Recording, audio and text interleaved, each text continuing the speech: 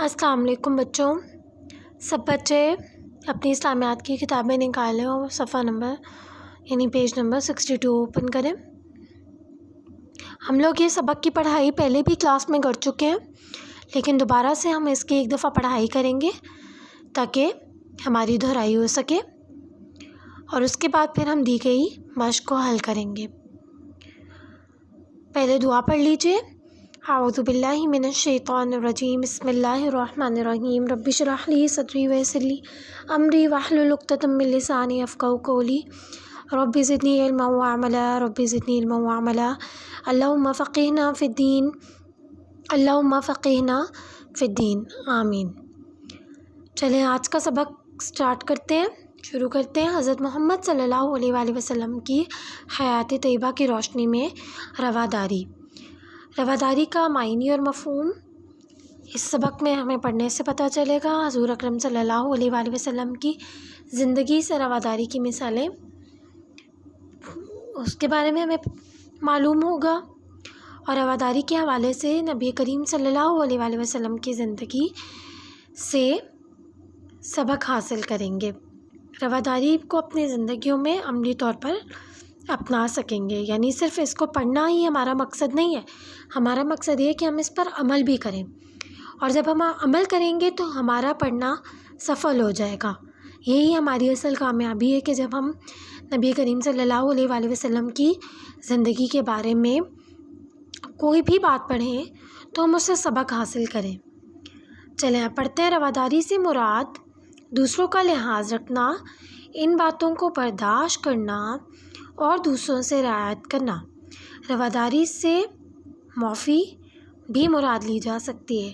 ٹھیک ہے، یعنی اگر آپ کے ساتھ کوئی برا سلوک کر رہا ہے، ٹھیک ہے، سم ٹائمز ایسے ہوتا ہے کہ بڑے بھی ہمیں کوئی بات کہہ دیتے ہیں، ماما بابا سم ٹائمز کبھی غلطی سے بھی ڈانٹ دیتے ہیں. ٹھیک ہے، انہیں نہیں پتہ ہوتا کہ ہماری غلطی نہیں ہے، اور کبھی ہمیں ڈانٹ بھی پڑ جاتی ہے، یا کبھی ہمارے گھر میں بزرگ ہوتے ہیں تو بزرگوں کو غصہ جلدی آ جاتا ہے، دادا دادی کو، تو سم ٹائمز وہ بھی غصہ کر دیتے ہیں. تو ان کا لحاظ رکھنا چاہیے، بجائے یہ کہ ہم آگے سے ان کو، اور اگر انہوں نے غصے سے بات کی تو ہم ڈبل غصے سے بات کریں یا ان سے بدتمیزی کریں.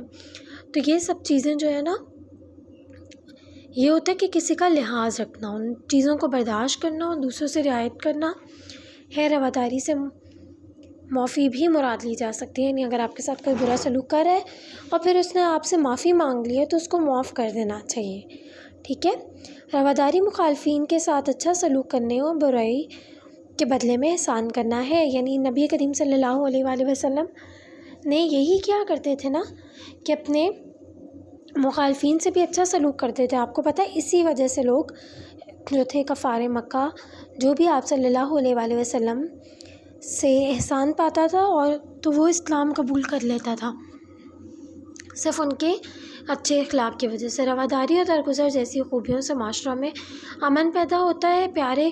ہمارے پیارے نبی محمد صلی اللہ علیہ وآلہ وسلم رواداری میں اپنی مثال آپ تھے. آپ صلی اللہ علیہ وآلہ وسلم نہ صرف زیادتی اور ظلم کرنے والوں کو بلکہ اپنے جانی دشمنوں کو بھی معاف فرما دیا کرتے تھے. آپ صلی اللہ علیہ وآلہ وسلم کی رواداری کی چند واقعات پیش کیے گئے ہیں. ٹھیک ہے، آپ کو میں نے کلاس میں بتایا تھا حضرت علی رضی اللہ تعالیٰ عنہ کا قصہ، کہ آپ صلی اللہ علیہ وآلہ وسلم کہ وہ لوگ جانی دشمن بنے ہوئے تھے. جب آپ صلی اللہ علیہ وسلم نے مدینہ کی طرف ہجرت کی مکہ سے، تو آپ نے پھر بھی حضرت علی رضی اللہ عنہ کو کہا کہ تم میرے بستر پہ لیٹ جاؤ اور صبح اٹھ کر میری امانتیں لوگوں تک پہنچا کر پھر مدینہ آنا.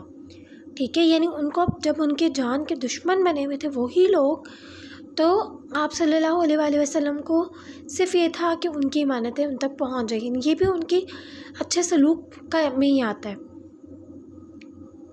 جب حضور صلی اللہ علیہ وآلہ وسلم اسلام کی دعوت دینے لگے تو کفار مکہ آپ صلی اللہ علیہ وسلم کو طرح طرح کی تکلیفیں دینا شروع ہو گئے. ایک مرتبہ آپ صلی اللہ علیہ وسلم حرم میں نماز پڑھے تھے. ایک کفار عقبہ نے گردن مبارک میں چادر ڈال کر زور زور سے کھینچا.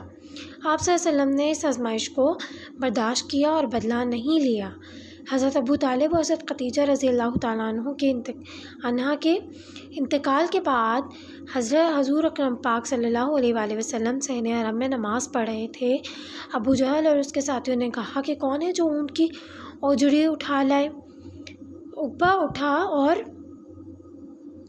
ऊँट की उजरी उठा लाया। जब हजूर अकरम सल्लल्लाहु अलैहि वसल्लम सजदा में गए तो वो उजड़ी आप सल्लल्लाहु अलैहि वसल्लम के कंधों पर रख दी। गफ्फार ये देखकर बेहद खुश हो गए, मगर आप सल्लल्लाहु अलैहि वसल्लम ने उनके साथ हुस्न सलूक का रवैया ना बदला। गफ्फार मक्का हजूर अकरम सल्लल्लाहु अलैहि वसल्लम को तकलीफ़ पहुंचाने के साथ सख्त गरीब और बेकस मुसलमानों पर भी जुल्म करते थे और इन्हें सख्त तरीन जिस्मानी सज़ाएँ दी जाती थीं। इस जुल्म के बावजूद आप सल्लल्लाहु अलैहि वसल्लम उनके दुख दर्द में शरीक रहे और रवादारी का सलूक करते रहे।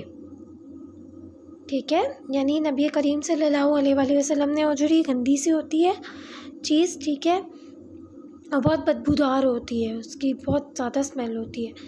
तो वो क्या किया कि उन्होंने नमाज़ पढ़ते हुए नबी करीम सल्लल्लाहु अलैहि वसल्लम पे उजड़ी रख दी। फिर भी आप सल्लल्लाहु अलैहि वसल्लम ने उनसे कोई झगड़ा नहीं किया, उनको माफ़ कर दिया और अल्लाह पे उनका मामला छोड़ दिया।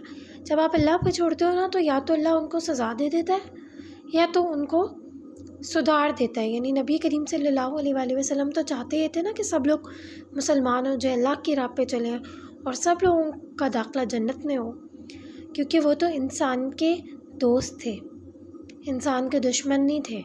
शैतान इंसान का दुश्मन है, जो शैतान जो है वो इंसान से नफ़रत करता है, इसलिए वो इंसान को बुरी राह पे लगाता है।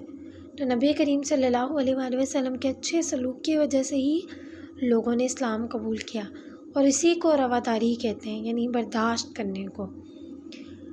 चलें, अब आपने क्या करना है कि आपने इसको अच्छे से सबक को दोबारा से पढ़ना है।